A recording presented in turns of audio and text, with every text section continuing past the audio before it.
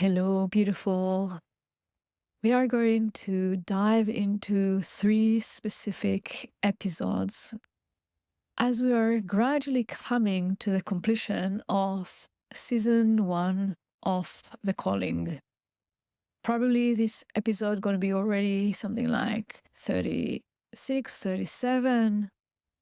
This podcast started with so much passion and love, and each and everyone who was present here was someone who was dear to my heart.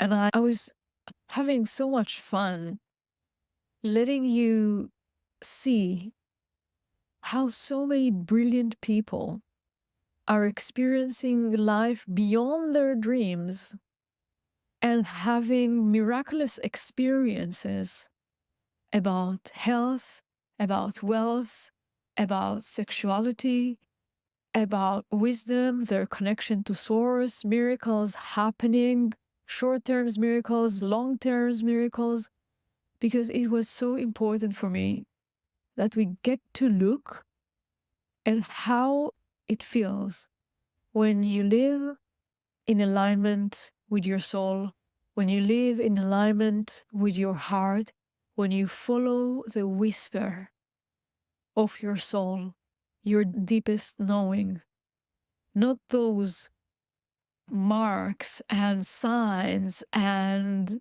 broadcasting publicity all around you in your reality, but actually the very, very silent whisper. It doesn't compete with it. It needs your attention to look at it, to feel it, to echo with it, to align yourself with it. And the thing is, we all know, because we dream about it at night, our pillow knows our dreams even more than anyone else. Our mind is aware of what we dream of, what we wish for ourselves, of what we know that we were here for, what we were born for. Yet, from some reasons, inclination to put our energies outside and attention to what is happening and buying the story that is being sold more than the story of who we are and what we are. That creates a distortion. So as we're coming to completion of the first season, and as we are getting very close to the 888 portal, I want to give this session today to look deeper at what does it mean to cast a vision for yourself. What does it mean when you are the one who's putting all of your energies and putting your attention on this whisper of your heart, and that you make it your North Star and you align with it until you get to a full embodiment. Now, if I'm looking at my life, I have a feeling that in my entire life, there was just another vision and another vision that was coming, and I kept on moving towards that vision. Now, there were small visions about something that I wish to create, like, for example, creating these podcasts. That was something that was not a mental idea. It just came to be. I had this vision, I had this calling that so many people are inviting me to be in their podcast. What will happen if I will have this experience myself? And I just went with it. There was no thinking around it. There was no planning around it. If I will need to trace the linear movement of how that came to be, it's almost, no, I cannot do that, because I don't know what was before and after. I cannot really trace it in time and place. My mind cannot wrap itself. How could it be that was created in such a short period of time with so many magnificent people? How could it be that we break through so fast? How could it be that we had so much people downloading the episodes, how could it be that you enjoyed it so much and you kept on writing and you kept on sharing and you kept on feeling that every episode touch your heart and transform you? How could it be? It is not something that I can plan for it. It is not something that any one of us can plan for it. So there are short-term visions. And there's also long-term vision, which is your soul contract. It's what you feel inside, that you are here for. This long-term vision, the vision for your life, is something that will play with you all of your life. There will be glimpses and ideas and insights, and you will feel so seen and so heard when you will meet someone who would look at you and will tell you, oh, I see you as this great teacher. Oh, I see you on stage. Oh, I see you having this podcast, or I see you having this TV show, or I see you writing this book. You will feel that you're being seen. You will feel that you're being touched. Why? Because the whisper is so silent, and because you don't dare to put that on the main page of your life, or you dare until a certain extent. And I know that to be true because of all the people that I've worked with. And I know that to be true because of my own life journey. I know that it is so easy not to follow that.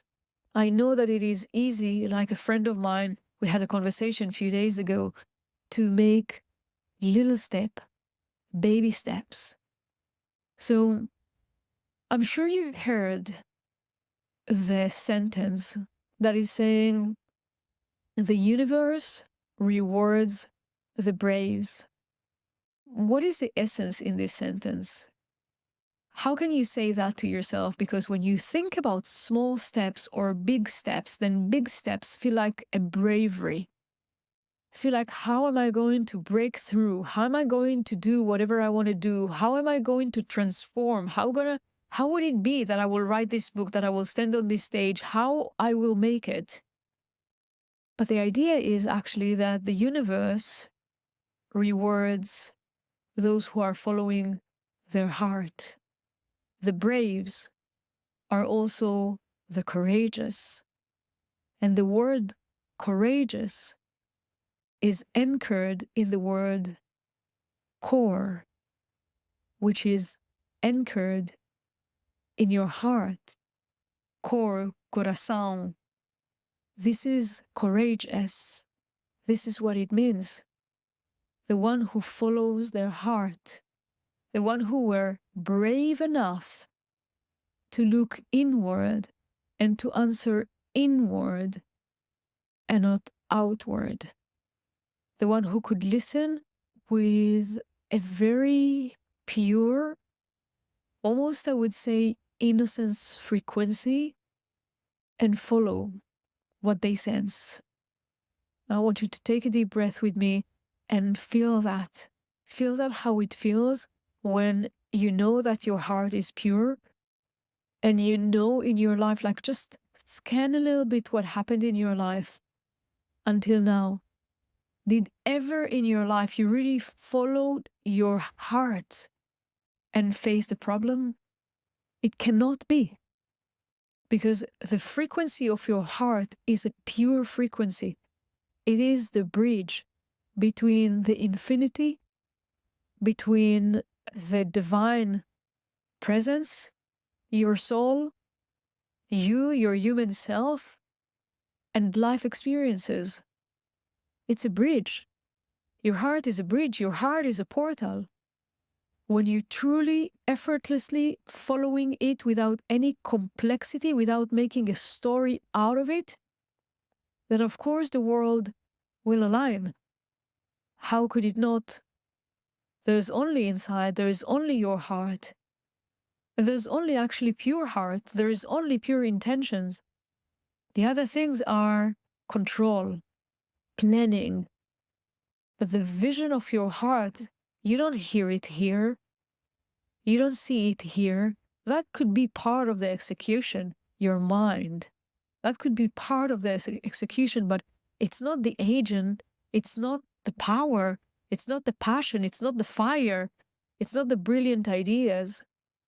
So when we are looking at casting a vision, we must understand that the vision that we can truly cast and that we were born to cast, that we have the frequency to give birth to, is only the one that we sense inside, the one that doesn't have words but have feelings. The other things is not a vision. We can have ideas, we can have plans, but plans are not to be born. Plans are a support. And you can see how brave you are in the way that you are escorting this birth. How much are you holding yourself back? How much are you doubting what is possible? How much are you planning and trying to see how you should do it? But again, look at your life. Look at what happened in your life. When those miraculous things happened, when the extraordinary became ordinary, where the impossible became possible, it wasn't linear. There was a moment where it needed to bypass the chart, bypass the plan. Every time that I plan a class, I cannot know who would sign in. I have no idea who would be the person who will sign to this class. Who will be my next client? I have no idea. I cannot plan it. I might be able to plan a class, but I cannot even plan what will happen in the class. And this experience of I am here with my pure intention, and I am here with an open heart, available to receive the reflections that shows me who I am and what I am, and echo what I know from within, and taking it one step at a time to play with it. This is how I am casting this vision. I am the one responsible of keeping my heart pure and not trying to mentalize how it will manifest. I am here to be with the frequency that I know in my heart and to support it to come to life. I am here to make this frequency, this presence of my higher self, the best experience. As I'm speaking and as I'm sharing with you, I'm recalling a story, an experience that I had. In my past, one of the retreats that I was leading was actually 28 days. It's quite intense. Can you imagine leaving your life, whatever you have, your family, your occupation, your profession, whatever, and going for a 28 days retreat? Can you imagine what it is? Every day from 8 o'clock until 9, 10. I'm sure that some of the people who are listening were in those retreats with me. From 8, maybe 7 sometimes in the morning until 8, and sometimes 9, day after day for 21 or 28 days. You are completely transformed from within. It's a complete rebirth. But for me, the one who's offering that, the one who's organizing it, it's a huge responsibility, and there's so much operation to do behind it. And can you imagine what it means for the 28 days? What is the level of energy that I needed to set myself to be at to run those 28 days without breaking? Because it's not, there were no weekends in those 28 days. There were no, I don't know, like afternoon, free afternoon. It's like none of it. We enter a zone, we enter a space, and there were energetic work that been done there every single day for each and every one of the participants. And I had 20 people and 20-something people with the assistants, even more. I needed to be in such a intense connection to spirit and to myself. and to trust my body, to trust my spirit, to trust my mind, to trust my heart, that I can run those 28 days and I can serve each and every one of those people who signed in. And indeed, they will be in a complete different place in their life once that will come into completion. And to work on those retreats, I had to go through my own preparation, which some of it was practical, some of it was energetical, but some of it was an act of enrollment. Who would be those people who are going to trust me, who's going to trust themselves, who's going to trust life and going to go through it? Now, life is life. I couldn't be for 1 year long preparing to that event. I couldn't be in my highest frequency all the time. Life is life. There are so many experiences. I cannot be wrapped in a vacuum as I'm planning myself and I'm planning this retreat. I had to go through so many things as I'm meeting these people, as I'm teaching some people and seeing who would be the one who would be a fit for that experience. There was a moment that I felt very low in terms of energy. And we were getting closer to the event. I don't know how closer, but let's say we were like maybe 3 or 4 months before, which was quite close because like you need to take 1 month of your life to be in this retreat. And from various reasons, I was leading a workshop that was like a mini retreat that was supposed to lead people to that long retreat, that was supposed to prepare them energetically, mentally, emotionally for that long retreat. And as a very rare opportunity happened, I'm smiling and saying opportunity, but at that moment, it didn't felt such a great blessing. There were only 4 people enrolled to this little retreat. Usually I would have done those retreats, those small retreats for 20 people, 30 people. And then from there, I could find some people coming in who would join further on. But now there were only 4 people signed in. And I had like more or less only 4 more spots in the 28 days retreat. I was wondering, how am I going to do that? My mind could wonder.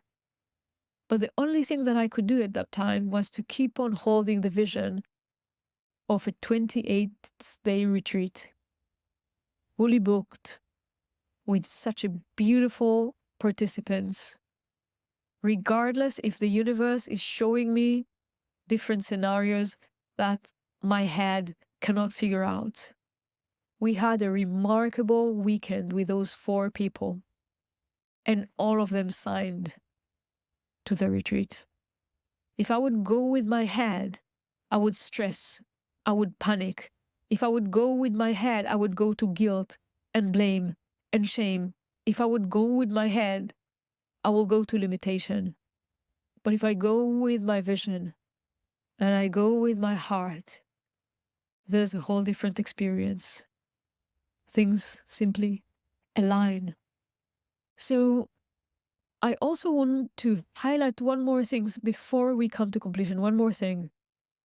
We cannot sleep in the presence of our vision, but we cannot also work with effort to make this vision. There's something inside of you, in this pure heart, in this pure intention. There is something inside of you, an inner position of what I can say as intensified presence. It's not an effort and it's not laziness.